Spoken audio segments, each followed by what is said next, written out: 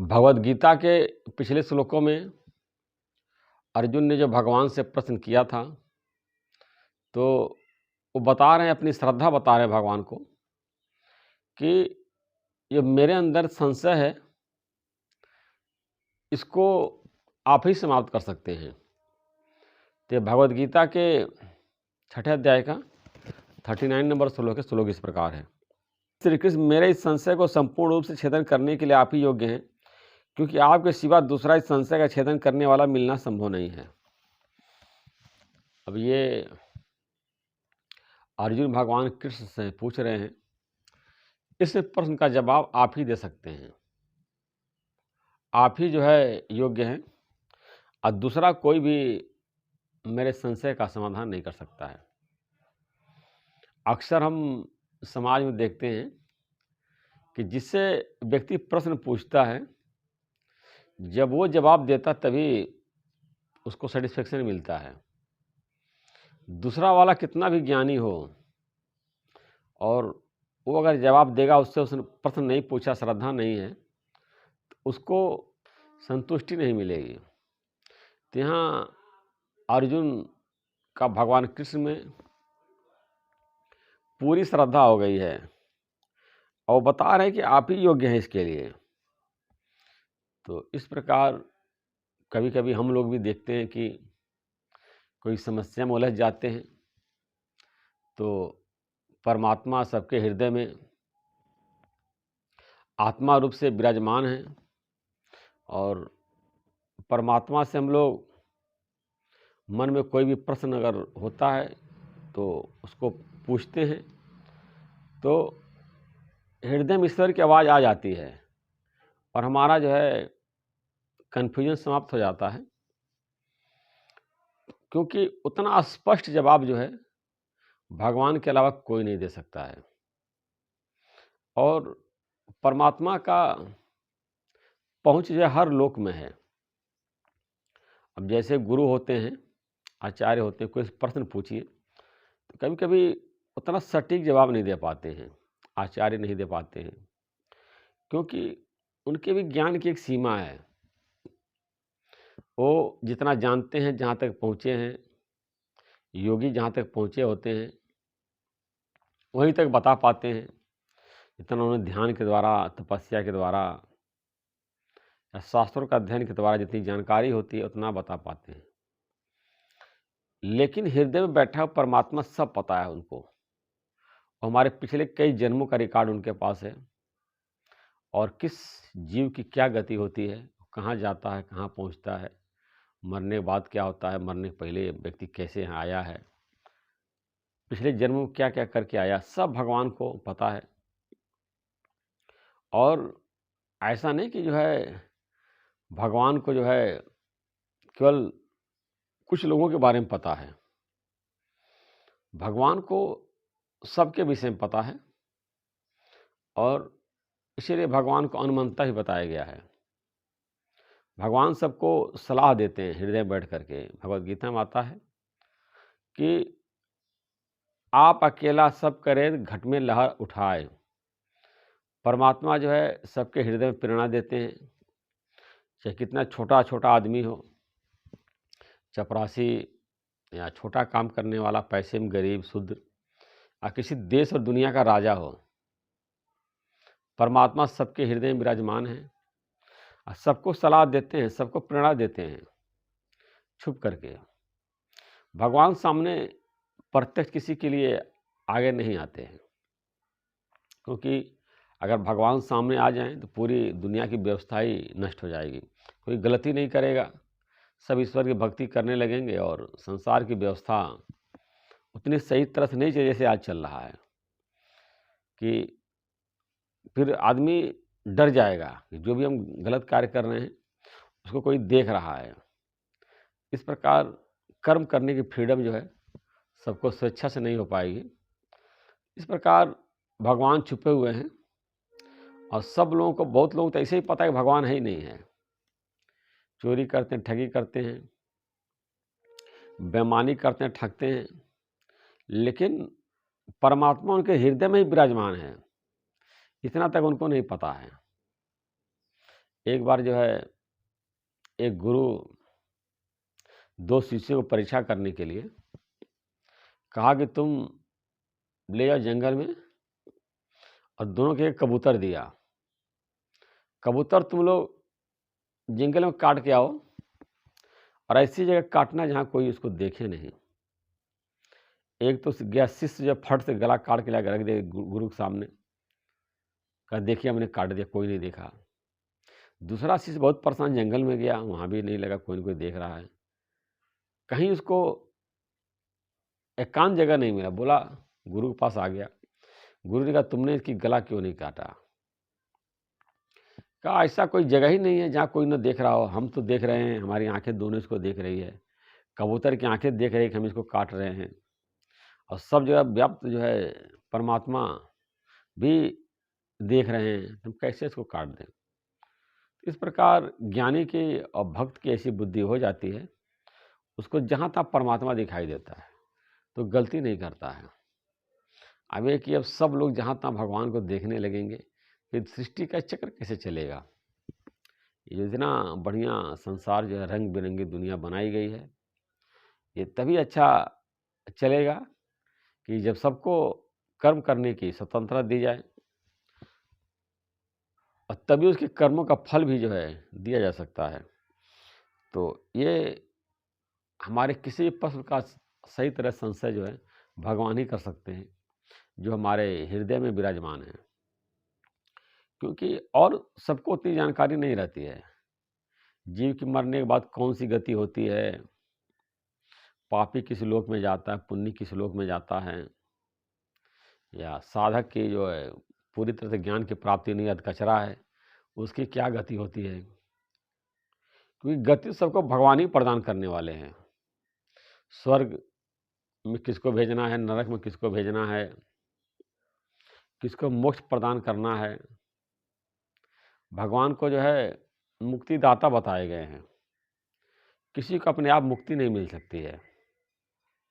जब तक भगवान की कृपा नहीं होगी, भगवान प्रसन्न नहीं होंगे, तब तक मुक्ति छोड़ के भगवान की भक्ति भी नहीं कर सकते हैं। इसीलिए गुरु ग्रंथ साहब में आया है, सो सुमने जिस आप सुमरवावे। भगवान की सुमिरन वही करता है जिसकी भगवान सुमिरन करने की जो है प्रेरणा देते हैं, आज्ञा देते हैं। ये तो बहुत से लोग तो भगवान को मानते ही नहीं भगवान कौन होता है। जो साइंस में पढ़ाया जाता है कि मनुष्य ने डर के कारण जो है एक भगवान की कल्पना कर ली है, कि शुरू सोचते थे कोई भगवान है जो बरसा रहा है, कोई भगवान है जो सूरज की रोशनी कर रहा है, सब काल्पनिक है, कोई प्रमाण नहीं है। अब देखिए वैज्ञानिक के पास तो जो है अभी केवल फिजिकल बॉडी तक पहुँचे हैं, मेंटल बॉडी तक भी साइंटिस्ट नहीं पहुँच पाए हैं। मेरे मन में कौन से विचार चल रहे हैं, क्या ख्याल चल रहे हैं, कोई मशीन लगा दें हमारे दिमाग में, जो विचार चल रहे हैं वो स्क्रीन पे आता जाए। मन के विचार तक अभी वैज्ञानिक नहीं पहुंच पाए हैं।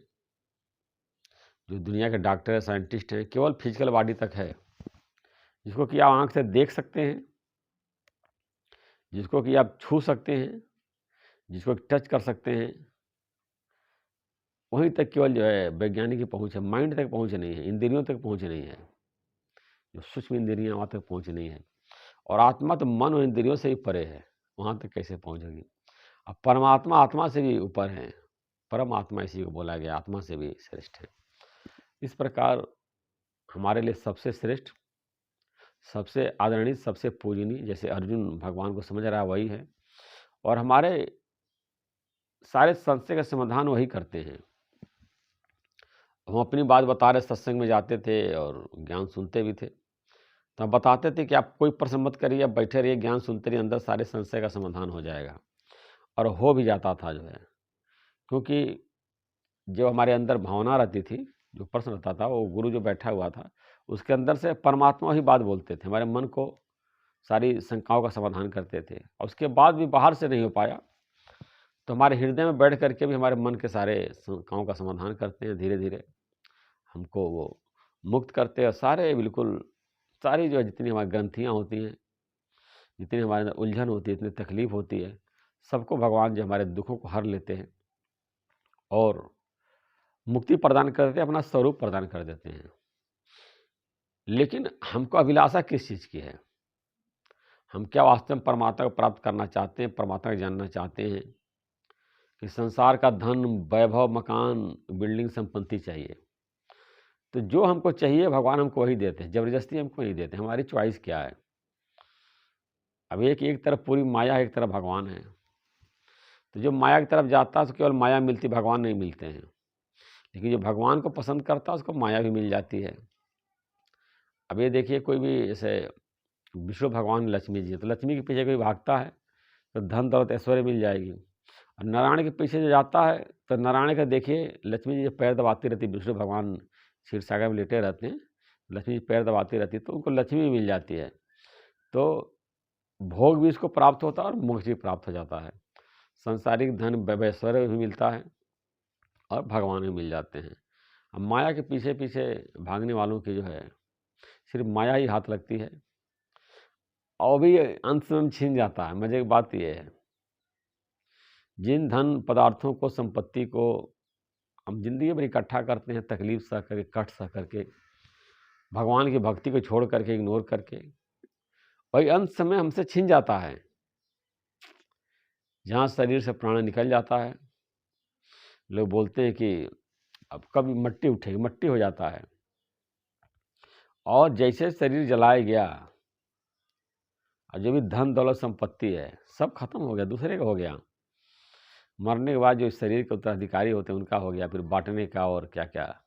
कई लोग तो जीते जी समझदार होते बांट के चले जाते हैं अपने हिसाब से, और फिर जब शरीर उनकी खत्म होती जो उनके उत्तराधिकारी हैं वो आपस में बांट लेते हैं, ये मेरा है, तेरा है, तेरा है।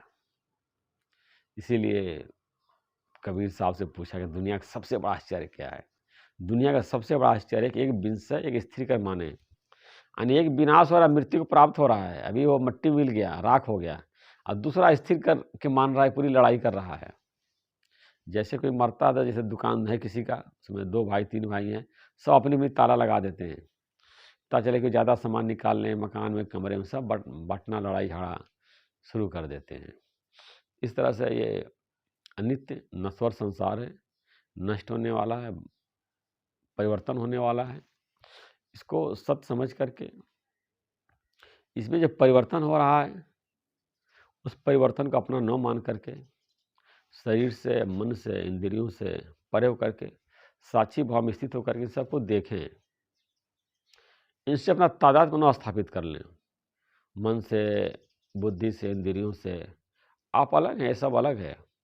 साक्षी से आपका संबंध परमात्मा से है, परमात्मा और आप दोनों एक हैं। तत्व दृष्टि से अपना योग परमात्मा स्थापित करिए और जो है परम आनंद की प्राप्ति के लिए जो आपका स्वरूप है, इस संसारिक तुच्छ विषयों के पीछे मत भागिए। इसको बताएगा पास्ता, पार्श्विक सुख इसको बताएगा। सांसारिक सुख जो है ये आहार, निद्रा और मैथुन, इसको पार्श्विकता बोलते, पौस्ता बोलते हैं।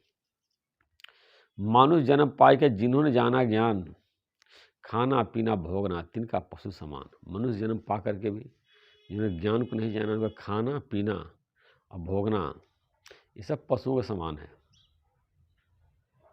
आहार, निद्रा और मैथुन पशुओं को भी प्राप्त है। तो आप मनुष्य हैं, मनुष्य बनिए, मन कैसे बनिए, मन इंद्रियों को कंट्रोल करके आप जो है संसार में रहिए। एक बार एक गुरु के पास कुछ शिष्य सत्संग सुनने जाते थे, तो गुरु बोलता था छल मनुष्य बनो। एक शिष्य कहा कि रोज हम कहीं ज्ञान सुनाते, छल मनुष्य बनो, यानी मनुष्य बनो। क्या हम आपको आदमी नहीं जानवर दिख रहे, रोज आप ही ज्ञान सुना रहे हैं, मनुष्य बनो। तो गुरु ने उसको एक दर्पण दिया कि जाके सबको देखो क्या क्या है। तो देखा तो कोई सांप, कोई बिच्छू, कोई कुत्ता, कोई बैल, कोई गधा, सब उसको दिखाई देने लगा। तो आया और गुरु जी के चरण पर पड़ा जो है, कहा गुरु जी हमको माफ़ कर दीजिए। और अपने को भी देखा जो है, तो अब खुद वो भी जानवर था उस दर्पण से, क्योंकि हम पशु योनियों से आए हुए हैं। अब पशु योनियों वाले भी संस्कार अभी है, सबके अंदर है, सब पशुओं की तरह हरकत कर रहे हैं। धीरे धीरे वो अभी प्रमोशन जो हो जाता है तो उसके बाद जो है, जो पशु योनि से मनुष्य योनि में आए, तो धीरे धीरे मनुष्य के गुण उसके अंदर आएंगे। तो वही गुरु कहना है कि तुम मनुष्य बनो। जैसे आप देखिए, कोई भी एग्ज़ाम पास करता है, IAS का, IPS का, तो पास करने के बाद उसका जाता ट्रेनिंग होता है, फिर कुर्सी पे बैठता, सीखता है धीरे-धीरे तो आईएएस, आईपीएस की पूरी जो है उसके अंदर आती है, सब गुण सीख लेता है। तो अभी लोग पशु योनि से आए हैं, अभी मनुष्य बने हैं। तो धीरे-धीरे मनुष्य के गुण जो है पहले हम लोग सीखेंगे, मनुष्य हो जाएँगे। आत्मज्ञान जब हो जाएगा तो देवत्व को भी प्राप्त कर लेंगे।